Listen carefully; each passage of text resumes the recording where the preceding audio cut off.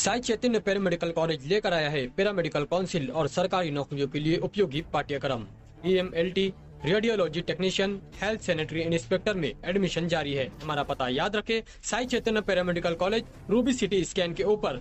ये अस्पताल अल-शाफी अस्पताल, उर्दू में अल-शाफी अस्पताल जो है वो आज दोबारा शुरू हो रहा है। इससे पहले भी रेम्बो नाम से शुरू हुआ था, लेकिन अफसोस कि वो चल नहीं सका। उसकी वजह ये थी कि अगर तुमने गाड़ी ले ली है और ड्राइवर नहीं है तो वो गाड़ी बगैर ड्राइवर की थी, क्योंकि 10-20-15 डॉक्टर्स ने मिलकर उसको चलाने की कोशिश की थी, लेकिन कोई एक पर्टिकुलर कंसल्टेंट नहीं था।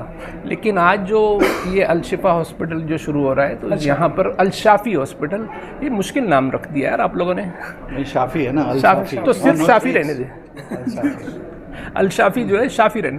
तो शाफी हॉस्पिटल जो है जो शुरू हो रहा है, वहाँ पर डॉक्टर इमरान मंसूरी जो इस शहर के लिए नए नहीं हैं, वो काफ़ी दिनों से, बरसों से यहाँ प्रैक्टिस कर रहे हैं। और इमरान मंसूरी साहब के बारे में जैसा कि मैंने अभी थोड़ी देर पहले भी कहा था कि बेहतरीन सर्जन हैं, वेरी नॉलेजेबल, बहुत ही नॉलेजेबल सर्जन हैं। और मैं जब भी बाहर जाता हूँ, शहर से बाहर जाता हूँ, तो मेरे स्टाफ को इंस्ट्रक्शन होता है कि अगर कोई पेशेंट इमरजेंसी या कोई कॉम्प्लिकेशन, कोई भी प्रॉब्लम हॉस्पिटल में है तो इमरान को फ़ोन कर देना।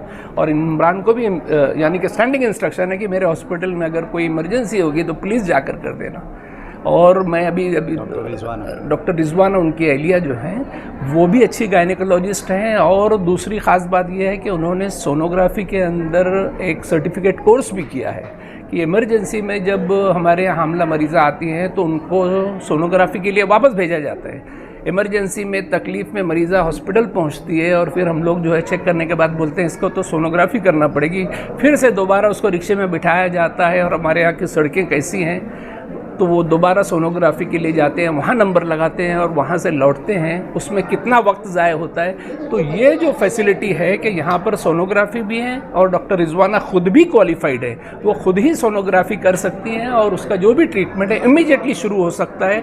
ऑपरेशन की ज़रूरत हो या नॉर्मल डिलीवरी, जो भी होता है वो इमीडिएटली शुरू हो सकता है। तो ये दो कॉम्बिनेशन जो है, यानी सोनोलॉजिस्ट, गायनेकोलॉजिस्ट और हस्बैंड सर्जन, इमरान मंसूरी साहब सर्जन है, वाइफ गायनेकोलॉजिस्ट एंड सोनोलॉजिस्ट है, तो ये ट्रिपल कॉम्बिनेशन जो है इस शहर के लिए बहुत ही फ़ायदेमंद है मैं समझता हूँ। और ये यानी कि वाहिद हॉस्पिटल तो नहीं बोल सकता, लेकिन one of the few hospital कि जहाँ पर जो कायदे से बना हुआ है, सड़क से बाकायदा पार्किंग के लिए जगह छोड़ी गई है। वरना लोग लबे सड़क तक बना लेते हैं हॉस्पिटल, और उनसे कहो कि यार मरीजों के रिश्तेदार गाड़ी पार्क कहाँ करेंगे, बोले वो उनका मसला है, हमारा मसला थोड़ी है। ये जवाब मैंने सुना है कि यार वो उनका मसला है, वो सोचेंगे, हमारी बात नहीं है। लेकिन इस हॉस्पिटल के जो भी ओनर्स हैं, मेरे दोस्ती हैं, वो भी आरिफ मेमन, तो उन्होंने ये सोच कर बनाया है कि जो मरीज़ आएगा उनके रिश्तेदारों की पार्किंग के लिए अच्छी खासी जो है स्पेस दी गई है।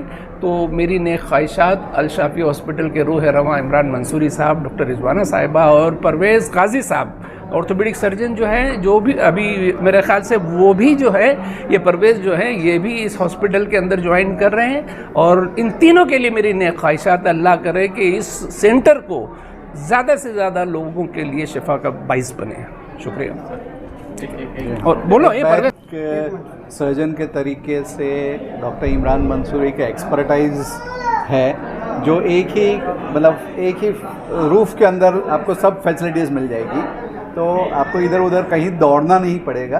तो एक बहुत ही बेहतरीन इंतज़ाम है इसमें। सरकारी स्कीमों के लिए हम लोगों को वहाँ जाना पड़ता है? नहीं, सरकारी स्कीमें जो अभी कोई बोल रहा था कि जो जीवनदायी और योजना जो है उसमें वो हो चुका है इंतज़ाम, यानी कि बातें हो चुकी है। बल्कि कुछ हॉस्पिटल के जो लाइसेंसिंग थी वो उस दूसरे लोकेशन पर थी, तो अभी अनकरीब ही यहाँ पर मर्सी हॉस्पिटल के अंदर वो शिफ्ट होने वाला है। वो सारी तकरीबन आधे से ज़्यादा काम हो चुका है, तो योजना जो है अनकरीब यहाँ शुरू हो जाएगा। तो हमारे वो, लेकिन योजना हर ऑपरेशन या हर मर्ज़ के लिए नहीं होता है, कुछ ख़ास मर्ज़ के लिए योजना होता है। हर हॉस्पिटल में हर योजना नहीं होती है। जैसे मान लो कि यहाँ पर जीवनदायी भी होगा, तो वहाँ पर कुछ खास, जैसे किडनी का है, पथरी का होता है ना, पेशाब के गुदूद का होता है, तो आप बहुत सारे समझते हैं कि यहाँ योजना है तो यहाँ हर इलाज जो है फ्री में होगा। गायनेकोलॉजी जैसे मान लो किसी को डिलीवरी है, सीजर, वो उसका अलग अलग पैकेज होता है, उसकी क्लास होती है A, B, C, D जो भी रहता है, और वो हॉस्पिटल को अलग अलग दी जाती है। तो जो भी यहाँ पर योजना आएगी तो वो हमें पहले बाहर पर डिस्प्ले कर देंगे बोर्ड की, यार यहाँ पर किस चीज़ की योजना है। और ये ना समझे कि यार यहाँ पर योजना है फिर भी पैसे लिए जा रहे हैं, क्योंकि हो सकता है कि उनके पास योजना सिर्फ गुर्दे के मर्ज का होगा, स्टोन का होगा, और दूसरी योजना ना होगी। तो पहले मालूमात ले लें कि यहाँ पर कौन सी योजना है और उसके बाद में वहाँ पर आप लोग इलाज कराइए। और ताकि मरीजों को ये एक्सपेक्टेशन होती है कि शायद हमारा हर मर्ज का इलाज यहाँ फ्री हो जाएगा, तो वो गलतफहमी नहीं होना चाहिए। जी, मैं आपसे जानना चाहूँगा कि यहाँ पर किस किस बीमारियों का इलाज होगा और कौन कौन सी फैसिलिटीज यहाँ पर मिलेगी, मालेगांव शहर के लोग किस तरीके से इस हॉस्पिटल से फायदा उठा पाएंगे। जी जी जी।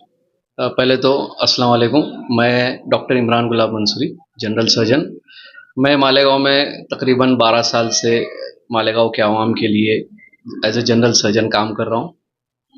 मैंने अपने लाइफ केयर हॉस्पिटल से, सहारा हॉस्पिटल से मालेगांव के आवाम के लिए काफ़ी खिदमत की है सर्जिकल फील्ड में।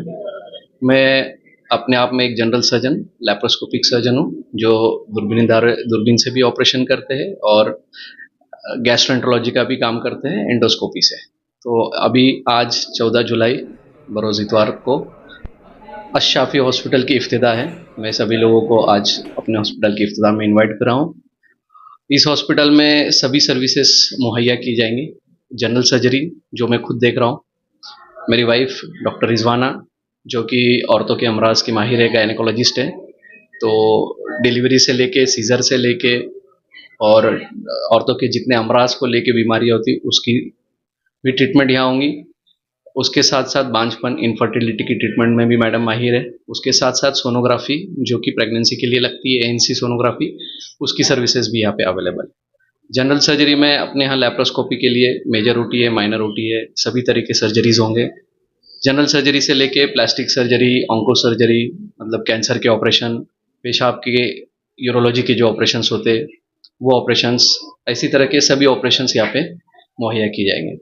फिर हमारे यहाँ तीसरा ऑर्थोपेडिशन मतलब हड्डी के एक्सीडेंट के, दिमाग के एक्सीडेंट जो कि हेड इंजरी बोला जाता है, उसके लिए हमने यहाँ क्रिटिकल केयर खोला है। क्रिटिकल केयर मतलब ICU में जितने भी क्रिटिकल केसेस है उसकी सर्विसेज अपने यहाँ अवेलेबल होंगी। इसी तरह से अपने यहाँ पे सुपर स्पेशलिटी OPD का भी, कंसल्टिंग का भी इंतज़ाम किया है, जिसमें बड़े डॉक्टर्स नासिक से, बॉम्बे से यहाँ पर आएंगे। तो उसके अंदर किडनी के, दिमाग के, नस के, ऐसे सभी प्लास्टिक सर्जन, सभी डॉक्टर्स यहाँ पे अपनी कंसल्टिंग प्रोवाइड करेंगे। तो मैं मालेगांव के आवाम से गुजारिश करता हूँ कि जो भी सर्विसेज यहाँ पे प्रोवाइड किए उसका ज़्यादा फ़ायदा उठाए और हम भी अपनी कोशिश में आगे रहें।